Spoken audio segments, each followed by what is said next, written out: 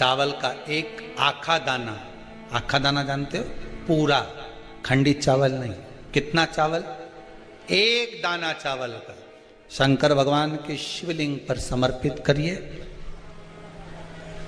एक बेलपत्र जिसका डंडी का मुख अपनी ओर हो, जहां से चावल चढ़ाया है, उस चावल के ऊपर अपनी कामना कर रख दीजिए और चंद्रमौली भगवान का स्मरण करिए।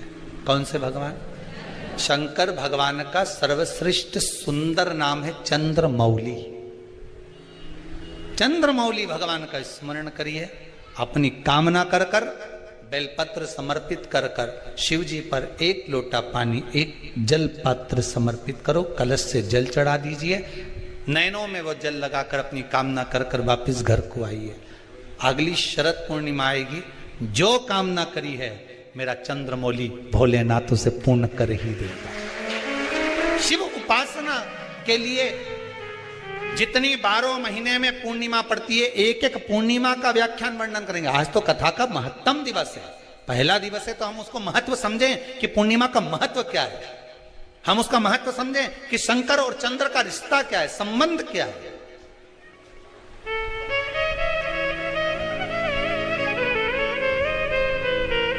भगवान ने जितनी पूर्णिमा बनाई है, जितने नक्षत्र बनाए, जितनी घड़ी बनाई, जितना पल बनाया, जितना समय बनाया, ये शंकर भगवान ने जो बनाया ये गलत नहीं बनाया, श्रेष्ठता के लिए बनाया, जग के उद्धार के लिए, संसार के उद्धार के लिए बनाया। अब उसका प्रयोग आप करें ना करें ये आपके ऊपर है, आप उसका प्रयोग कर रहे हैं ना कर रहे हैं आपके ऊपर।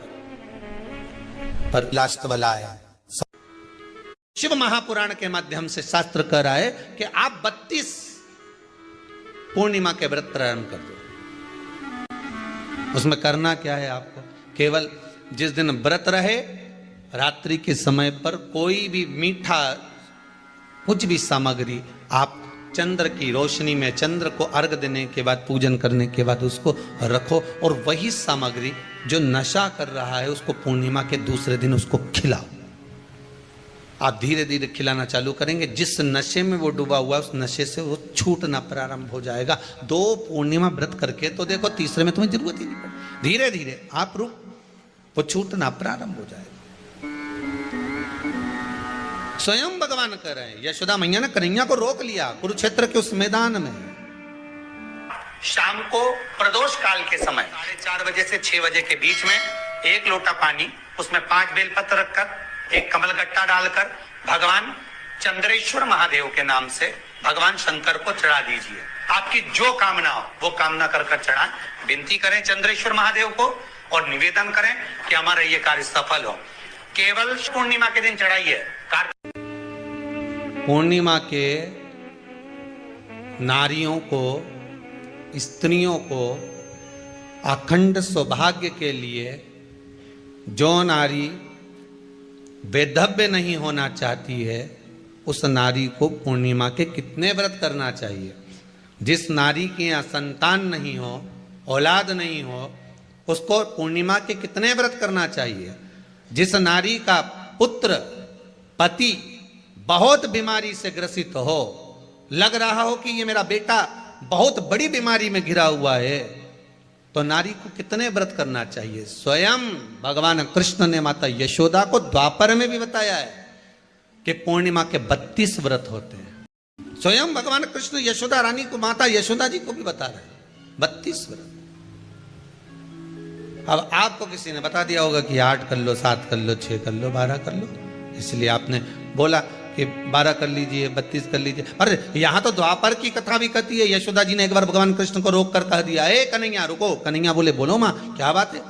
कन्हैया जरा रुकिए, इधर आओ जरा। भगवान कृष्ण आए।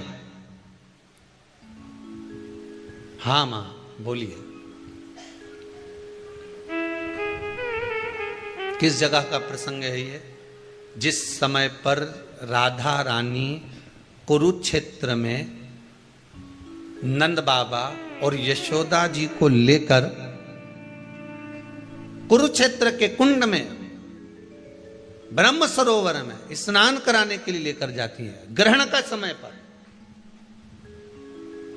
और जब भगवान कृष्ण उस कुरुक्षेत्र के उस सरोवर में स्नान करने आते हैं। तब यशोदा जी ने अपने लाला से प्रश्न किया है, पूछा है कि नारी वेधव्य होकर ना मरे, उसका पति कोई रोग से ग्रसित ना हो, उसका पुत्र किसी रोग में ना पड़े।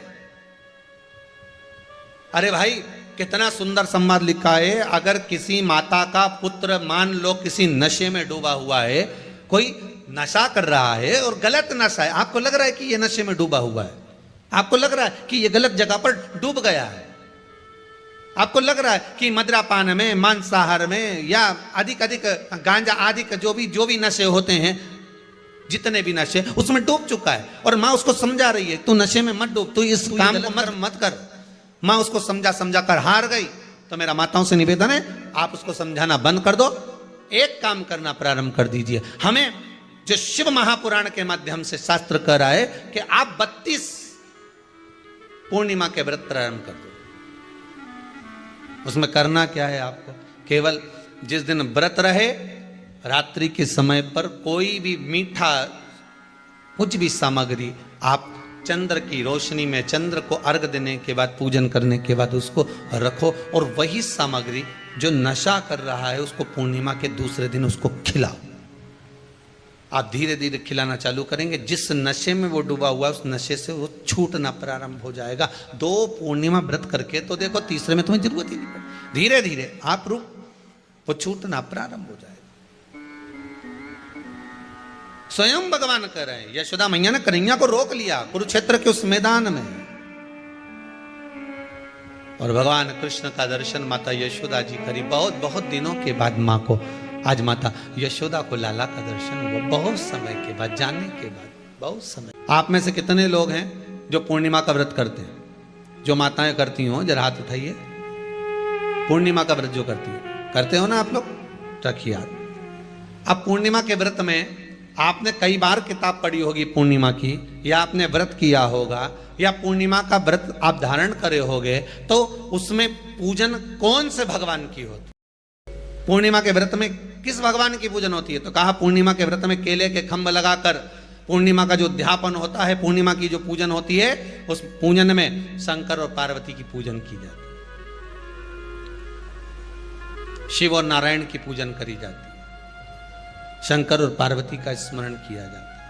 क्यों शंकर और पार्वती का पूजन क्यों करा जाता है पूर्णिमा के व्रत में? क्योंकि शिव और माता पार्वती ही केवल एक ऐसे हैं जिन्होंने अपूर्ण लक्ष्मी को भी पूर्ण बना दिया था। किसको पूर्ण बनाया है? लक्ष्मी। शरद पूर्णिमा के दिन अगर आप शंकर भगवान को एक लोटा पानी अगर शिव को समर्पित कर रहे हो, श्वेत पुष्प को रख कर शंकर जी के ऊपर सफेद फूल को चढ़ाकर अगर एक लोटा जल भी, एक पात्र जल भी शंकर को समर्पित कर रहे हो, तो ये लक्ष्मी के लिए ही तो कर रहे हो। और कौन सी लक्ष्मी? पूर्ण लक्ष्मी, पूर्ण लक्ष्मी।